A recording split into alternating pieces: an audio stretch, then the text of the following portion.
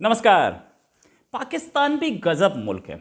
ऐसे मुल्क कहाँ पैदा होते हैं, ऐसे देश बड़ी मुश्किल से पैदा होते हैं जहाँ पर आर्मी अलग बगावत कर देती है और अब एम्बेसीज बगावत करने लगी हैं। एम्बेसी, पहले सर्बिया की एम्बेसी ने बगावत की इमरान खान सरकार के खिलाफ, अब अर्जेंटीना की एम्बेसी ने बगावत की, फोटो डाली इमरान खान की और बोला कि हमें ये इमरान खान की सरकार को बदलना चाहिए, तभी हमारे यहाँ पॉलिटिकल स्टेबिलिटी आएगी और हम JF-17 जो अर्जेंटीना को बेच रहे हैं वो डील हमारी फाइनल हो पाएगी। मतलब एक एम्बेसी जो कि जिसका काम है दूतावास अपनी गवर्नमेंट की पॉलिसीज़ को, अपने गवर्नमेंट के स्टैंड्स को अर्जेंटीना के सामने, दूसरे कंट्री की गवर्नमेंट के सामने रखने का, वो अर्जेंटीना में बैठ के अर्जेंटीना की या किसी और की भाषा बोले कि आप हमारे कंट्री में प्राइम मिनिस्टर और उनकी काउंसिल ऑफ गवर्नमेंट इसको हटाओ, तब हमारा कंट्री बेटर होगा और ये डील फाइनल कर पाएंगे। मुझे नहीं पता ये बगावत कहाँ से आई और कैसे आई, लेकिन ऐसा अर्जेंटीना के इंस्टाग्राम पोस्ट पे इमरान खान की और उसके ऑफिसर्स की फ़ोटो के साथ डाला गया है। ये उसी फोटो के नीचे लिखा है, we may lose out the JF-17 deal with Argentina also, political substitution in Islamabad may lead to the revival of Pakistan's reliability, credibility and दो बार रिलायबिलिटी लिखा, पता नहीं क्यों ऐसा लिखा हुआ है, बट स्टिल अंग्रेजी भी उनकी थोड़ी सी वीक है। मैं यहाँ से आपको देख करके बता रहा था। ये कहानी ये कि JF-17 की डील जो कि काफ़ी दिन से कोशिश हो रही थी कि JF-17 अर्जेंटीना खरीद ले, बातचीत चल रही थी। एम्बेसी, एक और एम्बेसी ने ट्वीट भी कर दिया था कि डील फाइनल हो गई। अर्जेंटीना को बाहर आकर के बोलना पड़ा कि नहीं, हमने अभी तक कोई फाइनल नहीं किया है, हम सारे कंसिडर कर रहे हैं। इसके लिए हमारा तेजस भी था हमारा तेजस जो है वो भी एक कंटेंडर था, क्योंकि अर्जेंटीना की, क्योंकि एक एम्बेसी पाकिस्तान की सऊदी अरेबिया, उसने पहले ही ट्वीट मार दिया था कि हम जीत गए और हमने बेच दिया। उस पर अर्जेंटीना की एम्बेसी जो है, मतलब पाकिस्तानी एम्बेसी टू अर्जेंटीना, वो अपने गुणगान करने लगी होगी कि हो गया काम, अब तो निकल गई कहानी। ये खबर कहाँ से आई पता नहीं, किसने कराई, लेकिन सच ये कि इसी साल, मतलब अभी 2 महीने पहले अक्टूबर में एक खबर आई थी कि JF-17 में अब अर्जेंटीना बिल्कुल इंटरेस्टेड नहीं है। वो रशिया के साथ बात कर रहा है एक कॉम्प्रिहेंसिव मिलिट्री डील के लिए, और वो अब रशिया के मिग या सुखोई में इंटरेस्ट दिखा रहा है। वो वहाँ से खरीदेगा, सस्ता भी पड़ेगा, और पाकिस्तान के तो चाइनीज़ माल है, उसे भी पता है अब चाइनीज़ माल न खरीदना ज़्यादा अच्छा है उसके लिए।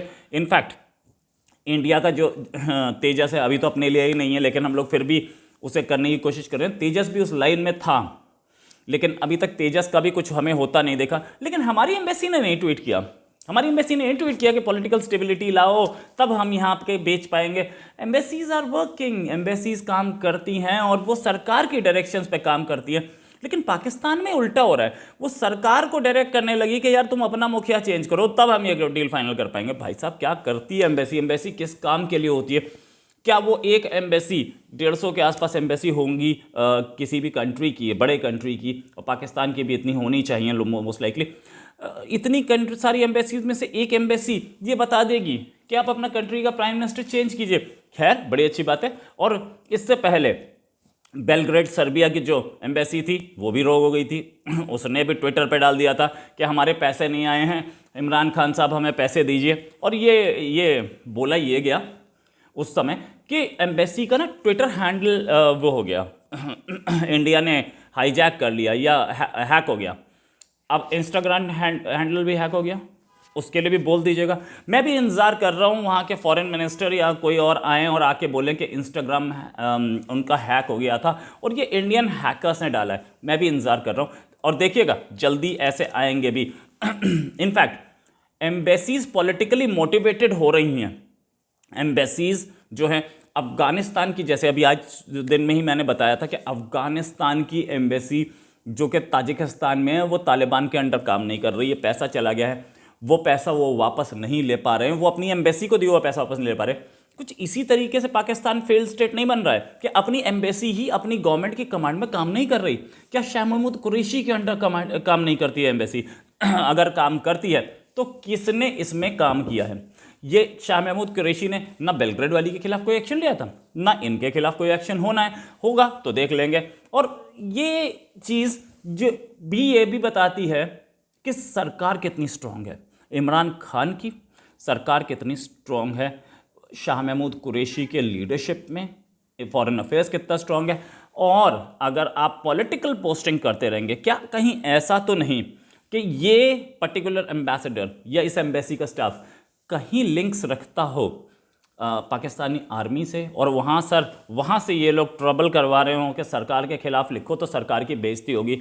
ये भी होता है पाकिस्तान में, क्योंकि पाकिस्तान में एक पैरेलल गवर्नमेंट जो आर्मी चलाती है, वो पैरेलल गवर्नमेंट आर्मी अपने फेवर के लोग एम्बेसडर नियुक्त कराती है। और इस समय तो क्योंकि अर्जेंटीना ने JF-17 खरीदना था, तो वहाँ डायरेक्ट आर्मी से बातचीत होगी, एयरफोर्स से बातचीत होगी, और वहाँ के जो एम्बेसडर हैं उनको कहीं से आर्मी से हो सकता है ये भी प्रलोभन दिया गया होगा कि तुम्हें अमेरिका के बना देंगे, एम्बेसडर बना देंगे, या UN का एम्बेसडर बना देंगे। बड़ी पोस्टिंग है ना, बड़ा कंट्री है, लंदन की पोस्टिंग, चाइना की पोस्टिंग, रशिया यानी कि मॉस्को और अमेरिका, ये 4-5 पोस्टिंग्स जो होती हैं, ये पोस्टिंग्स एक प्रेस्टिजियस पोस्टिंग होती हैं, और हर डिप्लोमेट ये पोस्टिंग चाहता है, वो एम्बेसडर टू दीज कंट्रीज। साथ में ये जो होती हैं ये सेक्रेटरी लेवल की पोस्टिंग्स भी होती हैं। तो इसमें अगर ये चाह रहे हैं वो एम्बेसडर अर्जेंटीना के, हो सकता है प्रलोभन दिया गया होगा कि तुम्हें नेक्स्ट टाइम अमेरिका का बना देंगे, आप ऐसा ट्वीट कर दो। पाकिस्तानी आर्मी की तरफ से हो सकता है बात को छुपाया जाएगा और जा सकता है, लेकिन ट्वीट तो खुले में आ गया। और ये बात भी बहुत क्लियर है कि पाकिस्तानी आर्मी और पाकिस्तानी एयरफोर्स इस एम्बेसडर के साथ डायरेक्ट टच में थे, क्योंकि ये एम्बेसडर जो है वो अर्जेंटीना की गवर्नमेंट के साथ डायरेक्ट टच में थे, बातचीत कर रहे थे कि कैसे JF-17 बेचा जा सकता है, क्या फॉर्मेलिटीज़ हैं। तो आर्मी और एयरफोर्स और इनकी जो आर्मी के अंडर चलने वाली वो फैक्ट्री जो कि JF-17 बनाती है, वो भी इनके टच में थी। ये सारे एक दूसरे के टच में थे। हो सकता है आर्मी चीफ की तरफ से कोई ऑर्डर गया हो कि भाई पहले हम लोगों ने क्लेम कर लिया कि ये बिक गया और अब बिक नहीं रहा, तो अब हम दुनिया को क्या शक्ल दिखाएंगे कि नहीं बिक रहा, तो फिर हमें ये ढीकरा किसके सिर पे फोड़ना है? इमरान खान के सिर पे फोड़ो। तो ऑर्डर्स गए होंगे और उस जो डिप्लोमेट है उसे सैक भी कर दिया जाएगा। क्या होगा? कुछ नहीं होगा। आर्मी चीफ के पास बहुत लंबी चौड़ी फौजी फाउंडेशन है ना, वो वहाँ पर उसको लगा देंगे, फौजी फाउंडेशन में जॉब दे देंगे। तो ये एक अभी तक खुल के सामने नहीं आया है, इसके कुछ दिन में सामने आएगा कि क्या हुआ है।